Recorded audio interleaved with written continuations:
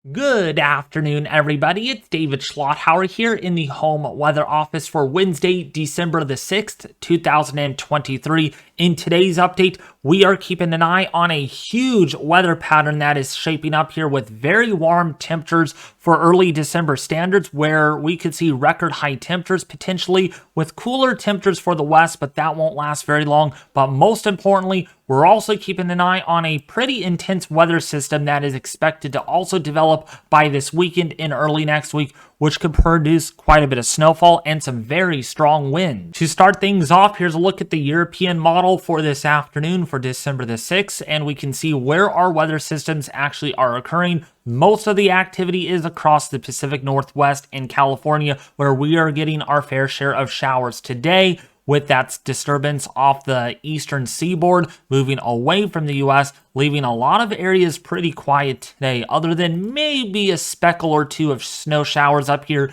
in the extreme northern tier of Michigan and Wisconsin. Maybe a flurry or two of snow happening across the Great Lakes, but otherwise very, very quiet. But things are going to get more active as we move into early next week. So I'm going to fast forward this because there's really not a whole lot of weather going on through the early part of the weekend. That's through Friday night into Saturday, where we do have a weather system that does try to develop here over the Midwest, and that's part of this disturbance that we are monitoring. We got some snow here over portions of Manitoba and Saskatchewan into portions as well as Quebec and Ontario, Canada, south of Hudson Bay, and that's going to bring in the snow and much cooler or somewhat cooler temperatures, not completely cool because the pattern does not allow any Arctic outbreaks. But it's not until we get into early next week, let's go into Saturday night into Sunday early morning, where we do have a system here that does try to set up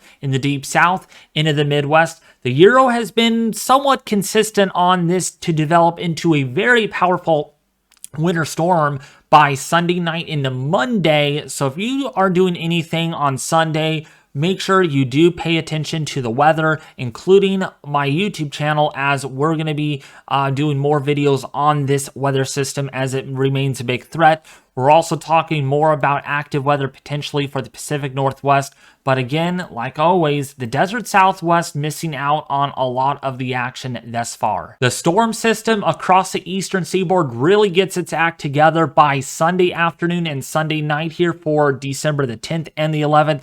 You can see where the cold front is right here. You can't miss it. There's your surface low, and this is going to develop pretty explosively, potentially, according to some of the models that we have today. Look at this, some snow even showing up here. This is going to be more of a wet snow, so 10-1 ratios are likely out of this event.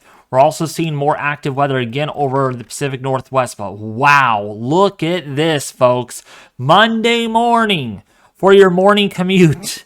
I'm telling you allow a lot of extra time, or just don't show up to work at all. Tell your boss that, hey, I can't make it to work today because we have a big snowstorm in the forecast potentially, because yeah, the dark blues do indicate we are going to be seeing maybe some whiteout conditions, some very strong winds on this one. This is a big storm. Even Ben Knoll was talking about it. Some people on Twitter were even mentioning about this is going to be one of those storms that could produce a lot of impacts, damaging winds for sure. We could be looking at, again, some flooding because of heavy rainfall, and of course the heavy snowfall that could lead to whiteout conditions. So wow, Monday next week could be very dicey over the extreme northeast as that system moves into that region and then moves out by Monday night into Tuesday, leaving the area dry. So now another question probably is, how consistent is this? Are we seeing consistency among the models? Well, if we look at the 0Z run from last night, we can see that it was nearly in the same spot, maybe a little faster in motion. If we look at the, we don't have that, the 12Z run out, unfortunately, on the Euro, but it did show that the system was going to be more over the Ohio Valley. So we have seen a shift here to the west, back to the east, with most of the snow now blanketing, portions there, West Virginia into, central and northwestern Pennsylvania into New York, where I think we're going to see much of the action take place. And again, this is the wet snow that could actually lead to a lot of road travel problems. Air traffic could also be impacted as well. So if you're flying or driving, you're going to have some serious delays to contend with by early next week. QPF estimates here, this is what we call how much moisture is going to be accumulating on the ground. And what we see here, again, a lot of this is going to be in the form of snow. So if you measure maybe a foot, maybe a couple of feet of snowfall, that's going to equate to maybe about a couple of inches of rainfall, or liquid equivalent is what the QPF here stands for. Down here to the south, where it's going to be mainly in the form of rainfall, you're going to see potentially about an inch to maybe a couple of inches of accumulated precipitation. This is the Euro ensemble forecast. This is not a deterministic output here. This is kind of a blend of averages of what the most likely outcome could be. And there's going to be a lot of rain down here to the southeastern U.S.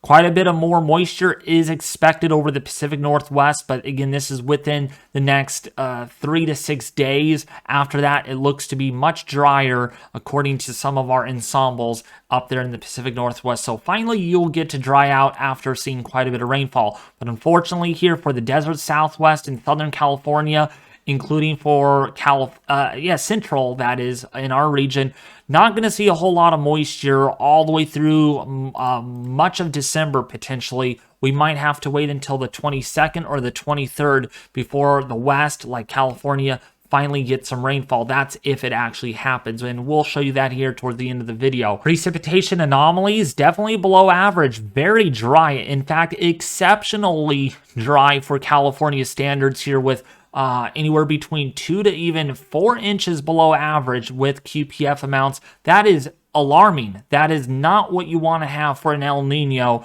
where we should be getting, or we should start getting these storms into our region. But it's going to be very dry, a lot of ridging, while much of the Northeast here, classic negative NAO pattern where we have a wavy jet here, with positive anomalies of rainfall being focused there for the eastern seaboard, for the Northeast. We're also looking at above average anomalous precipitation for the deep south as well. Now, the snowfall amounts could be pretty tremendous, especially for the Northeast, where that storm system moves on through. We're looking at anywhere between a rough estimate, I would say, again, take this with a grain of salt, because we are still seeing some variability in the models for the Northeast with that system. But I would say right now, maybe as much as 6 to 12 inches of snow, 12 inches being the more bullish output here in my forecast. More likely in the range of maybe 6 to 10 inches at the very most is what we're going with right now, all the way from western portion there of Virginia, West Virginia, the state there, as well as Pennsylvania, New York, up and across their portions of southeastern Canada. Look to get quite a bit of snowfall out of this system. All right, more snow is on the way for the Pacific Northwest. Not much for the mountains here this year. We're not starting off very good for our snowpack. Definitely quite low so far this season, and we're only going to pick up maybe an additional 2 to 4 inches of snowfall for the higher peaks there. So I hope we can get more snow. And my friend Ronald from Stockton, we're going to be meeting up this weekend. We're going to be discussing. I might do a live stream. We will have to see on that. May just want to hang out with him a lot more, and him showing me a lot of the models and what we might see. Your temperature forecast, this is what this is showing. Very warm. It definitely being shown up here on the Euro, and this is not your typical December. A lot of you expected to be much cooler than this, and I'll tell you what, you might see some 80s. How about that in Texas? Yeah, 80s for Friday, for December the 8th. That is just ridiculous. I mean, very warm down here, really warm in Florida, even pretty mild in Phoenix, Arizona, not typical for winter time. And even up here in higher latitudes, definitely going to be well above average with those temperatures. As we go forward in time here on our Euro model, let's go all the way into Sunday. Once that system moves on through, temperatures will be cooler, with daytime highs back into the upper 50s to lower 60s for Texas. For the northern tier, still above average temperatures. I mean, look at this. Crazy warm up here for Canadian standards. with temperatures there probably going to warm up into the mid 40s during the day, with overnight lows probably in the upper 30s to lower 40s. That is not it's not normal. That is just not normal, and it's because of the pattern that we're in. Looking at your temperature anomaly forecast, we can see, again, temperatures anywhere between 15 to 25 degrees above average. And that still is the thing here with cooler than normal temperatures because, again, that precipitation, we're going to have that system on through, and therefore it's going to drop the temperatures. But up here in higher latitudes, going to be a really warm one that we talked about in yesterday's stream. And look at this, especially maybe for mid-December, December the 14th here. Look how far above average these temperatures are. In fact, if we look at the actual air temperature, there is no 20s. There is no 20s at night with daytime highs that could warm up even further, maybe even to the mid 40s during the day. So really, really warm. This is not normal. This is not your typical December pattern showing up at all in Canadian standards. And then after that, it might get colder in time for December the 16th. Well, we'll see if that actually verifies. We all know models are having a hard time grasping the pattern. So now we're going to switch gears, and we're now going to look at the jet stream in the Pacific because there are signs that the winter pattern is coming. All right, the 18Z run, I don't like intermediate runs. No, I'm not cherry picking, okay? Please don't call me out for that. I notice the intermediate runs are just going haywire, and so we're going to use the 12Z run, similar to what we did with the Euro model, since basically that kind of is our, because actually every 12 hours, brand new data, weather balloon launches take place. That feeds fresh model data. We get new satellite observations that feed into the models. So that's why we like to use the 12 and 0Z primarily. And that's why I don't really feel comfortable using intermediate runs unless I really, really need to for very short range stuff. So just take note of that. But looking at the 250 millibar flow or the wind chart here, this is Alaska up here, so you can see where Alaska is. Here is the Arctic Ocean. Here is the Bering Sea. This is California. I hope you all can see that. I know there's a lot of lines on the map. That's weather belt for you. So there is California right there. And as we go forward in time, we can see how the jet stream progresses, okay? We're just going to fast forward this. This is when the changes really shape up here, okay? We're going to look at the 500 millibar height map instead, and then we're going to show you the 250 millibar, or go back to the jet stream. Take note, we have a lot of amplifying troughs here in the mid and high latitudes, like into Alaska. We got another trough coming off of Siberia, off of Japan.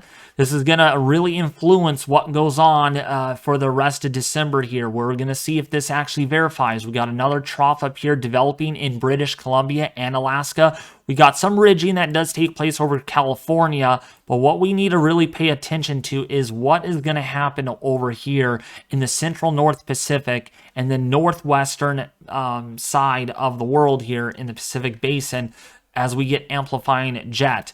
And we can see that really noted. I mean, this is very intense, folks. 492 over Alaska, and why we are looking at this is where our El Nino breeding ground is. The El Nino influences versus our high latitude temperatures. The gradient, the thermal wind gradient is what we look for, and right now that's very tight.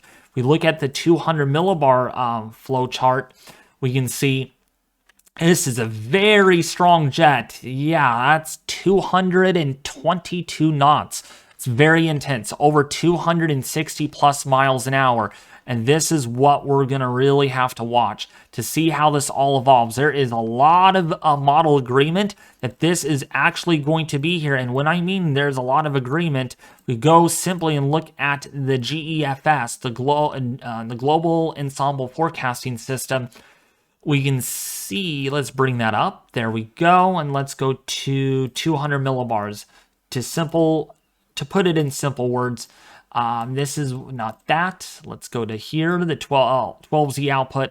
Take note of that jet. Even the Euro ensemble forecast is even picking that up as well. So we're going to see a change here in the overall weather pattern with an amplification with the Pacific jet that favors El Nino wet winters for California and for the Deep South. We'll see, though. This is far out, but there's a lot of agreement that is starting to show up. And if you're really specific on what last night's model run even showed, we're going to show you that there really quickly. This is the 0Z run. This is from last night. Look at how intense that trough actually was here. Very amplified. I showed Ethan this, and I even showed Ronald this, and they were like, oh my gosh. This is just exceptionally strong. 931 millibars in the North Pacific. I don't think that's going to happen, but this is a very, very, very strong Aleutian low, okay, over Alaska. And this is kind of the breeding ground, what we want to see with our El Nino. The 12Z, still similar here with that amplification with that Aleutian low, as you all can see here. So we got to see if this actually verifies it. It is far out. What is also very helpful is looking at our European ensemble extended forecast, also showing and on board with this overall weather pattern change with a lot of storms being aimed towards California. If you're specific even for storm-loving tracking, I know Ronald's nickname on Twitter, his hashtag is California Storm Lover, and this is going to go well with what I'm about to show you. This is the extension run from the ensemble from the Euro, and yeah, that is very, very bullish, my guys. Very amplified trough, digging well into California. I mean, the freezing line is actually even into Southern California. And if this actually verifies and gets closer, we might have to start doing more of these live streams and talk more about with what this might mean down the road. But wow, this is a very amplified pattern, and I'm a little skeptical if this is actually going to shape up, because if this does, you know what's coming, Ronald. Big storms, big snows for the west, and even some flood concerns even for the Deep South and the Desert Southwest. Hey, even the Climate Prediction Center is on board with this. This is in the next 3 to 4 weeks, and look at what they're showing. Look at that.